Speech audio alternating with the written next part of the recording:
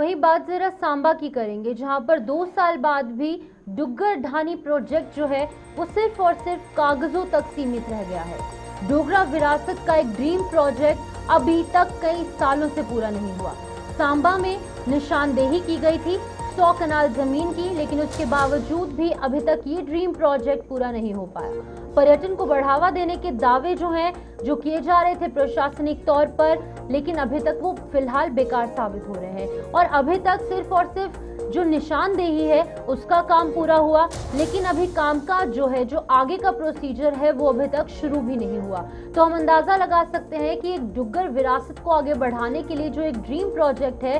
उसको किस तरीके से इग्नोर किया जा रहा है, ये देखने वाली बात है। इसके कारण क्या कुछ है, क्या कुछ इस प्रोजेक्ट में देखने को मिलेगा और किस तरीके से पर्यटन को बढ़ावा मिलेगा सांबा के अंदर, इन तमाम चीजों को लेकर हम अपने संवाददाता से वो वार्तालाप करेंगे। लेकिन फिलहाल केंद्र शासित प्रदेश की सरकार पर्यटन को आर्थिक विकास का मुख्य जरिया बता रही है और जम्मू की समृद्ध सांस्कृतिक विरासत को दिखाने के लिए बार बार नई पहलों की घोषणा की जा रही है। लेकिन फिर भी प्रोजेक्ट अपनी घोषणा के लगभग 2 साल बाद भी कागजों तक सीमित है।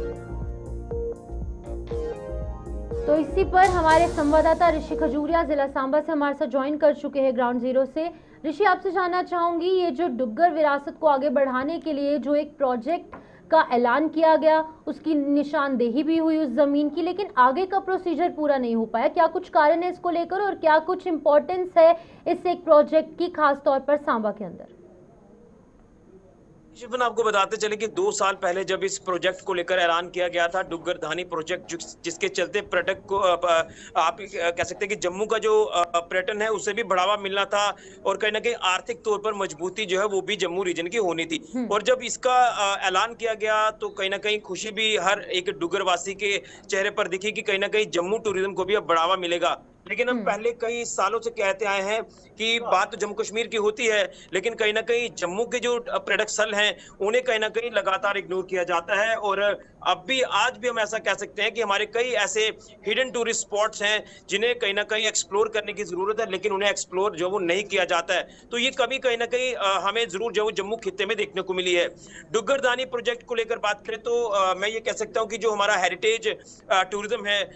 डुग्गर प्रदेश की अगर बात करें तो उसे बढ़ावा मिल रहा था। पर्यटकों का जो कह सकते हैं कि फुटफॉल है वो भी बढ़ता, यहाँ की चीजें एक्सप्लोर होती। उसी को लेकर जब इस प्रोजेक्ट को सामने लाया गया तो ये कहा गया कि जल्द ये प्रोजेक्ट कंप्लीट होगा, निशानदेही भी कर ली गई, जमीन भी चिन्हित कर ली गई चीची माता मंदिर के पास, लेकिन अभी तक कहीं ना कहीं कागजों में धूल फांकता नजर आ रहा है। ये प्रोजेक्ट जो है अभी भी पूरी तरह से जमीनी सतह पर सामने नहीं आया है। तो कहीं ना कहीं आज भी सवाल जो वो लगातार खड़े हो रहे हैं और कहीं ना कहीं मैं ये कह सकता हूँ कि कारण इसमें ये भी हो सकता है कि एक तो इसमें डिले जो लगातार देखने को मिले, इसके पीछे की चीजें हो सकती है कि कोई एनओसी जो है वो नहीं मिल पा रही हो, अलग अलग डिपार्टमेंट्स की जो एनओसी है वो भी लेनी पड़ती है, जिसके बाद फाइनल जब पूरी तरह से रूपरेखा तैयार हो जाएगी तो तब इस प्रोजेक्ट को जो है वो पाइपलाइन में डाला जाएगा। लेकिन जिस तरह से राजस्थान की धरोहर की तर्ज पर ही यहाँ पर डुग्गरदानी प्रोजेक्ट को लाया गया और इसमें डुग्गर संस्कृति पारंपरिक जो चीजें हैं वो इसमें दर्शाई जानी थी, तो कहीं ना कहीं आज भी लोग बेसब्री से इंतजार कर रहे हैं कि कब ये प्रोजेक्ट शुरू होगा,